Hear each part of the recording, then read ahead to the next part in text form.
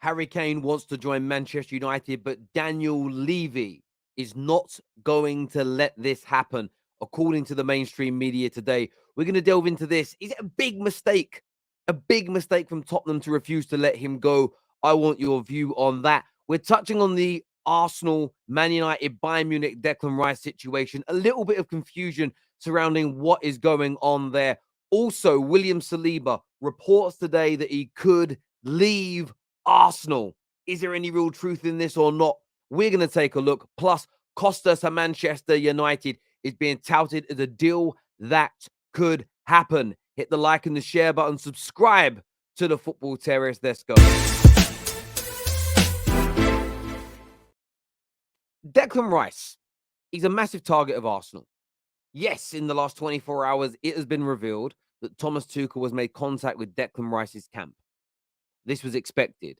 Until it's over the line, until he's holding up that Arsenal shirt, there will be abundance of suitors, clubs, managers, international teammates, friends of his at other clubs that will be in the shell of Declan Rice, and his shell means his hero, trying to convince him to come to their club.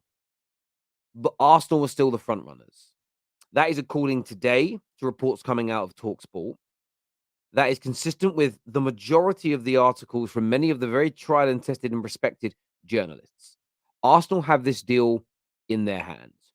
All that is really going on, so many of the rumors coming out are West Ham trying to drive up this price. I think Bayern Munich and Man United hold an interest. But until that player demonstrates a desire to join them over Arsenal, and or if Arsenal delay with getting to a bid that West Ham would accept, maybe Declan Rice starts to think, maybe I've got to look elsewhere to secure my future and what I do next season. Arsenal are just winning this race. I think it's a deal that Arsenal fans should remain relaxed about and cool, calm, and collected about. Before we go any further, though, I want you to go and follow us and find us right now on our TikTok. Lots of exciting, exclusive content coming to TikTok over the course of the summer. You can scan the QR code on the screen, or you can click on the link in the description below to go and follow us right now on TikTok. Go and get that done. But I think Arsenal fans can relax about this. I saw another story today which was talking about William Saliba, that he might leave.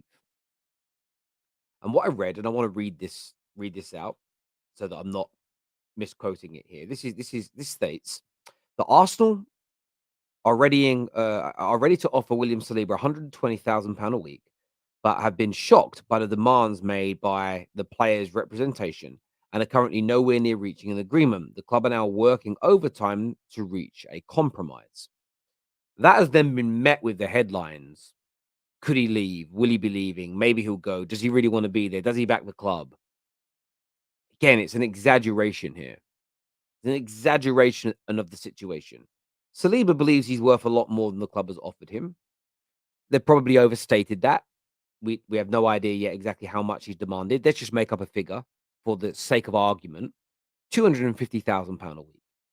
They probably know he isn't a £250,000 a week player yet. But if you ask for 250 and end up with 180, it's better than accepting 120. The compromise will be a significant improvement upon the base that he's currently being offered.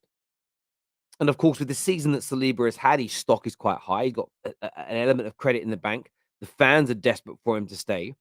And this is what you now get. A little speculation of, will he leave? Arsenal fans, I wouldn't be surprised in the next 24 to 48 hours to see Real Madrid, Barcelona, Bayern Munich, Man City, Man United linked to him. Now, some of that may be made up, potentially, but it's more likely because most journalists wouldn't directly lie. Maybe his representation will drop a little. Oh, City made a call. Real Madrid have told us they're interested, just to force Arsenal's hand. And I honestly believe this is the kind of deal that, regarding Saliba, that Arsenal fans, again, like Declan Rice, remain relaxed about. Don't show your ass. Don't be over panicking. Don't be going crazy. This is standard practice for negotiations. Now, could he leave? Could there be a situation where he doesn't sign a new deal? Yes, that could happen.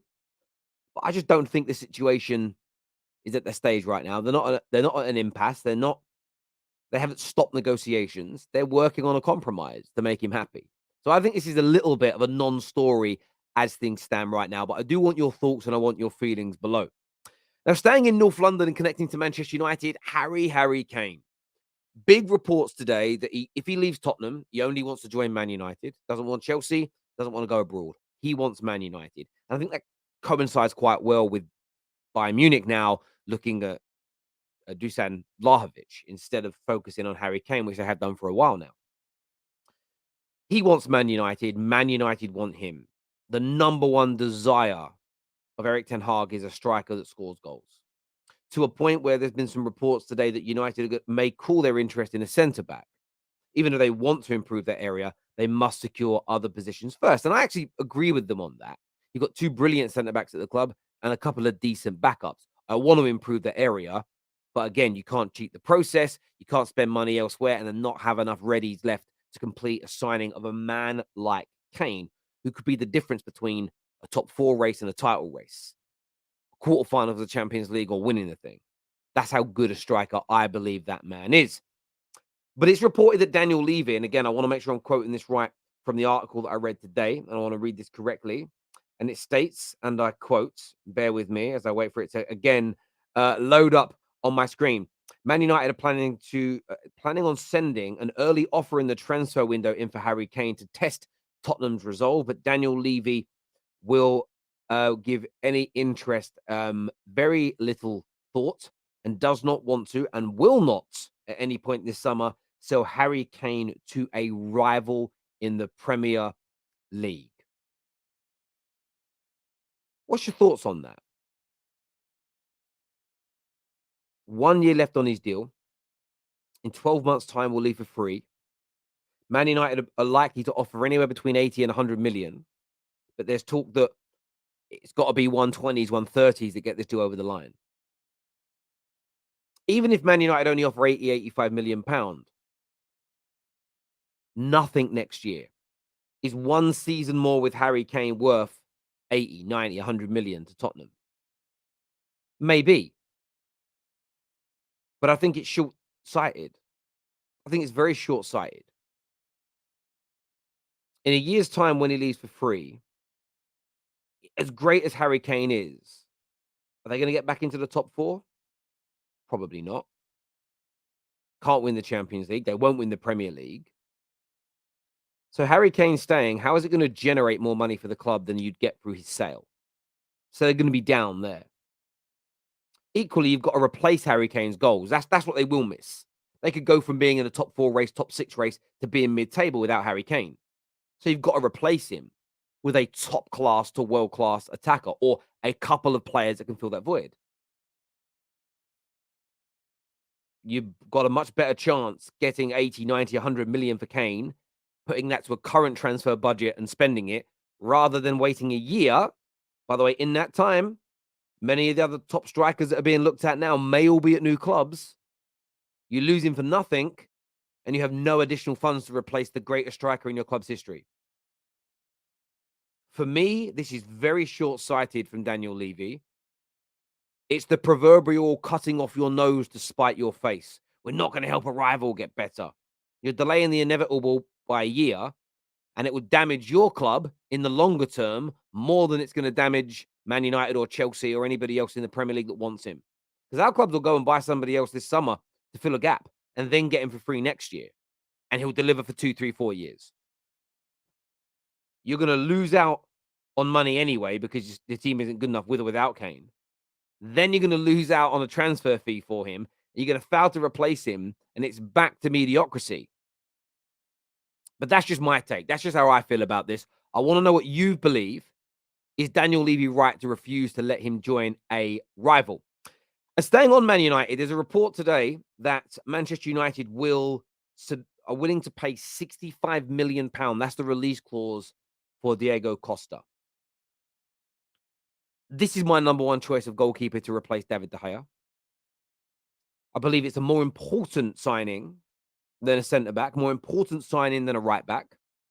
I would put striker and another central midfielder probably above that of signing a new goalkeeper.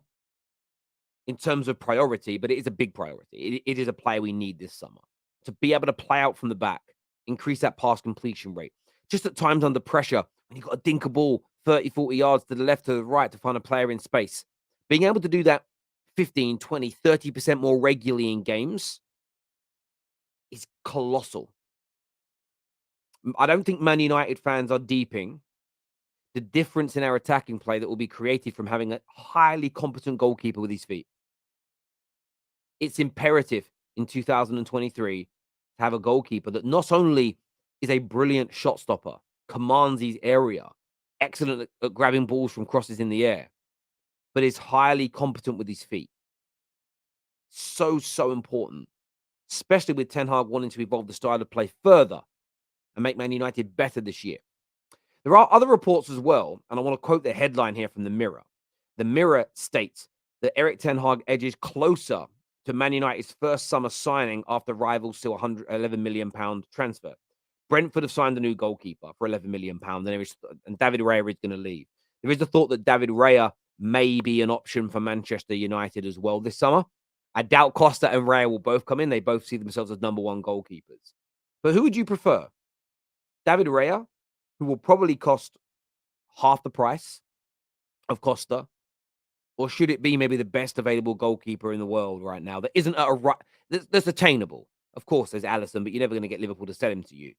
Is he the best option out there? I want your thoughts and I want your feelings below, my people. Until next time, take care. Goodbye. God bless. And we'll see you all again very, very soon. Thank you.